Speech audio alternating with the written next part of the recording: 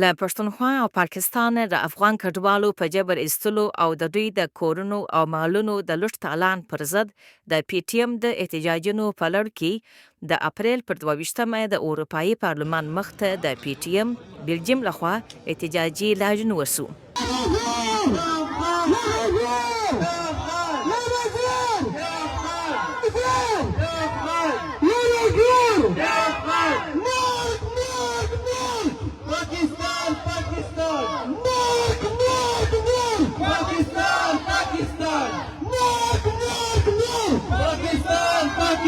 په دې احتجاجي لاجون کې تلاوت او د افغانستان د ملي سرود غږولو وروسته د پی ټی ایم بروکسل مشر ښاغلي حاجي محمد لایق غمشریک ګډونوالو ته د مننې ترڅنګ پاکستان لخوا د افغان کډوالو سره د بشري ضد چلند په باب معلومات ورکړل او له نړیوالو یې وغوښتل چې پر پاکستان سیاسي او اقتصادي فشار وارد کړي او پاکستاني جرنیلان د بشري حقونو د سرغړونکو په تور لیست کې شامل کړي.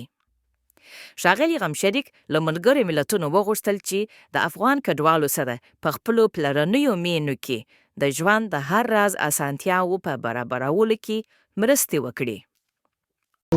د پنجاب دا تور وحشت او د ظلم په کلکو ټکو باندې غندو په ټولو بین المللي ادارو ته به اروپایي هېوادونو کې څومره بین المللي ادارې دي دوی ته به موږ د افغانانو دغه د مظلومیت غږ رسوو.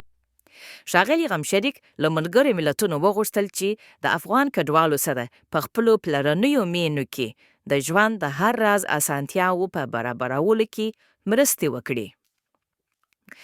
د پښتون ژغورنې غورځنګ د اروپا تنظیمي مشر ښاغلي مالک بازي په پښتونخوا کې پر ځایي خلکو غږ وکړ چې د خپلو افغان کډوالو سره د خپلو کورونو او سترخان تر شریکولو پورې هر راز لازمي همکاري وکړي. دوی د پاکستان په زور وباسي او په کومه طریقه دا طریقه یا دغه ویډیوګانې چې موږ تاسو وینو یا کم شان چې موږ تاسو په راپورټونو کې وینو دا د نړۍ په یو کونج کې داسې مثال نشته چې څوک دی دومره وحشت په 21مه صدۍ کې د یو انسان راولاړېږي د انسان په مقابل کې په دومره وحشي طریقه باندې په دومره فاشیستي طریقه باندې دوی راځي د افغانانو سره موږ هغه ویډیوګانې لیدلي دي چې دوی ځوانان نیسي په موټرو کې داسې ورغورځوي لکه ډبرې. زموږ هغه ویډیوګانې نه هېرېږي چې دوی زموږ زنانه په څپېړه وهي او بیا موټرو ته خځوي. هغه ویډیوګانې زموږ بیخي نه هېرېږي. دغه افغانانو چې دلته په 40 کلونو کې خپل جایدادونه جوړ کړي وو، کاروبارونه یې کړي وو، پیسې وې، یو دغه یې جوړ کړي وو، دا ټوله ځینې اخلي کورونه ورنړوي چې تاسو هېڅ د ځان سره نه راوړي. دا ټول د پاکستان دي، دا د پاکستان د پلار نه دي. دغه خلکو خپل په همت خپل په محنت ګټې نیولې. بل عزیزان یوه خبره کوو که پنجابی ریاست د هومره فاسسته سوی دی راسسته سوی دی افغانان نه یې لکوي. دوی دا حق لري چې دوی د افغانان د لاهور وباسي، دوی د افغانان د کراچي وباسي. په پښتونخوا کې د پنجابي استعماري ریاست هېڅ حق نه جوړېږي چې د افغان کډوالو په لاس واچوي. په جنوبي پښتونخوا کې د دوی هېڅ حق نه جوړېږي چې دوی افغانان دغه ځای وباسي. دغه سیمه د افغانستان ده، د افغانستان به وي، د افغانستان به انشاءالله جوړېږي. دا د افغانانو سیمه ده، دا زموږ ځمکه وه.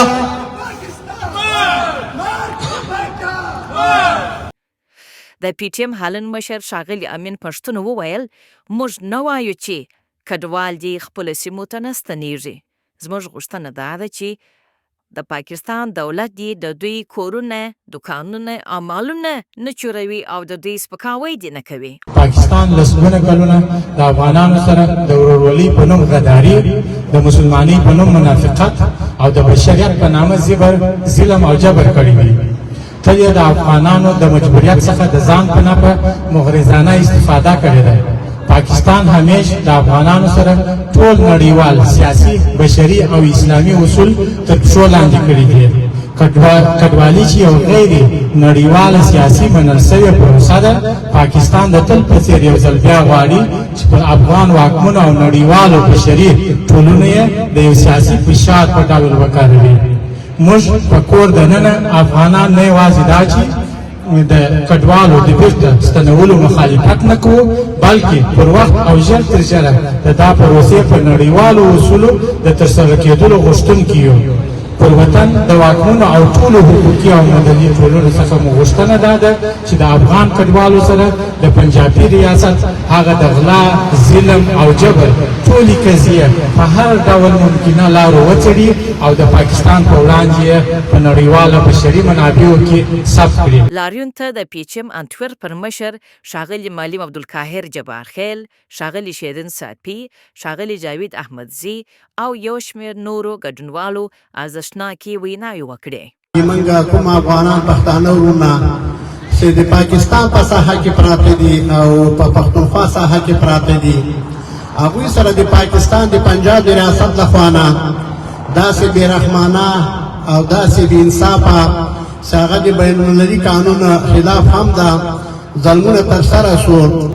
حتی چې دې ځان ته مسلمان وایي او د موږ ګاونډي هېواد هم دا یو کافر دی، یو مسلمان سره داسې ظلم نه کوي لکه چې د پاکستان د پنجاب ریاست د موږ افغانانو سره ترسره کوي او لګیا دي. For the last few days, the Pakistan has started the crackdown, the intimidation, abuse, violence, and the cruelties against the Afghan refugees in Punjab and Pashtunistan. The Pashtunistan, which has been the part of the Afghanistan, but now the Pakistan has occupied it. Among the Afghan refugees, 1/3 they are the women, they are the children, they are the aged people, the ill people, but the Pakistan Army, Pakistan Intelligence Agency did not care for it, did not protect them. Pakistan started crackdown against them. Pakistan brutalized them. Pakistan put the violence against them. They were arbitrarily arrested, they were abused, they were bribed, even the ill people, and they were dragged in the streets of the Punjab, Lahore, Islamabad by the Pakistani military, slaughters, Pakistani soldiers, their agents, and the plainclothes. The police also committed the violence against these people. So the Pakistan is a criminal state, is a terrorist state, and it is run by the mafia. د اروپا کې د پارلمان ترڅنګ او د ناتو ترڅنګ ټول نړۍ ته پورته کو، خو دوی نه ایله کوو چې د مور او مېرې برخورد نور په ټول نړۍ کې بس دوی د پنجاب د جنرالانو چې زموږ مظلوم ولس سره په ډېر مظلومانه ډول سره دوی سره برخورد کوي، دوی په تور لیست کې واچوي او بین المللي محکمې ته دوی معرفي کوي. دا هغه مهاجر دي چې دوی په ایټم کې جوړ کړو. دا هغه مهاجر دي خیل خیل رنگ پرنګ توغندي په جوړ کړو. دا هغه مهاجر دي چې په راتلو کې دوی ورته ګلان په غاړه واچول او لقب یې د انصار ورکاوه او په رښتا باندې انصار. انشاءالله د همدغو مهاجرو په برکت باندې به پاکستان دا وعده در سره کوم الله پاک به ورانوي او تاسو را سره وایي امین. هیله د افغانستان نه کوم، د افغانستان ولس نه کوم چې څنګه د تاسو کډوال راځي نو هغوی ته غېږه پرانیزئ. څه وخت چې په اوکراین کې جنګ پیل شو نو دغه بلجیمي ولس د اوکراینیانو ته خپله غېږه پرانیسته، دوی د خپلو کورونو کې ځای ورکړی. نو تاسو نه هیله کوم، پوهېږو چې غریبي ده، د تاسو هم روزګار ښه نه دی، نو دغه تاسو خپل ولس دی، د تاسو خپل خلک دی، دوی باندې نور هېڅ شی مه کوئ، خالي دغه دومره خو وکئ چې دا کراګانې د کورونو دوی باندې خو مه جګوئ. د افغانیت په حساب، د اسلامت په حساب دومره خو تاسو باندې حق لري چې دا کرا خو پرې مه جګوئ. this resolution to express our deepest concerns and condemnation of the inhuman treatment and forced deportation of Afghan refugees currently being carried out by the government of Pakistan. For over 4 decades, millions of Afghan refugees have been living in Pakistan, fleeing war, persecution, and instability in their homeland. Many of them have both lived lives there, raised families, and contributed to the social and economic fabric of Pakistani society. And now what is happening? Arbitrary arrests, detention, harassment, looting, confiscation of property, mass deportations. These actions are a grave violation of international human rights and refugee protections. Protections enshrined in the 1951 Refugee Convention and its 1967 Protocol. Pakistan may not be a formal signatory, but it is morally bound to these principles. Let's talk about the GSP Plus status of Pakistan. We call on the European Union to immediately review and suspend Pakistan's GSP Plus status because of widespread and systematic human rights violations. Violations especially targeting vulnerable Afghan refugees, ethnic minorities and religious clerics like Mufti Munir Shakir. پاکستان د جابر او ظالم ریاست لخوا زموږ په افغانانو ورونو باندې البته افغان مهاجرینو باندې ظلم او تشدد ترسره کیږي او دوی په زور ایستل کیږي دوی مالونه ضبط کیږي او وهل کیږي ټکول کیږي او په زور شړل کیږي دغه یو غیر انساني غیر بشري غیر اسلامي عمل دی او موږ یې په کلکو ټکو غندو او د پاکستان د جابر او ظالم ریاست څخه په ډېره کلکه غوښتنه کوو چې دغه عمل نوره بس کړي د افغانانو په سر چې څومره ډالر دوی واخیستل زه فکر کوم چې دا به بس وي نوره ټولو ډېر څه وویل هر چا څخه یې ګیله درلوده زه خصوصا له پښتنو څخه ګیله لرم کوم خلک چې هلته نیول کېږي یا زندان ته ځي یا وهل کېږي یا ټکول کېږي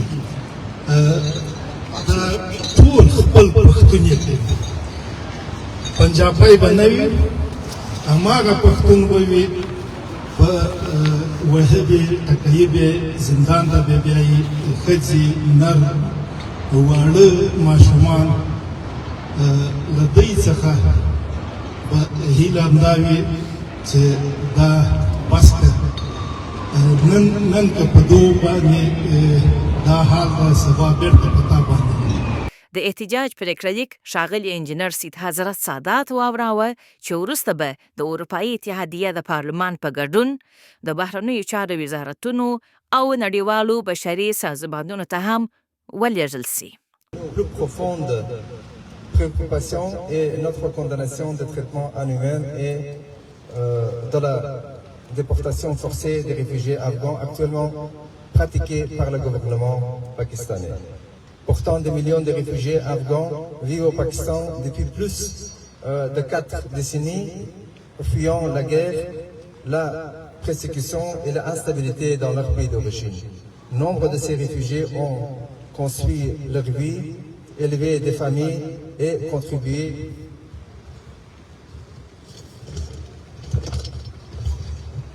au tissu social économique. دا احتجاجونه د پرسنجغورنې غورځنګ د مشر ښاغلي منظور پښتین په غوښتنه پیل سوي دي.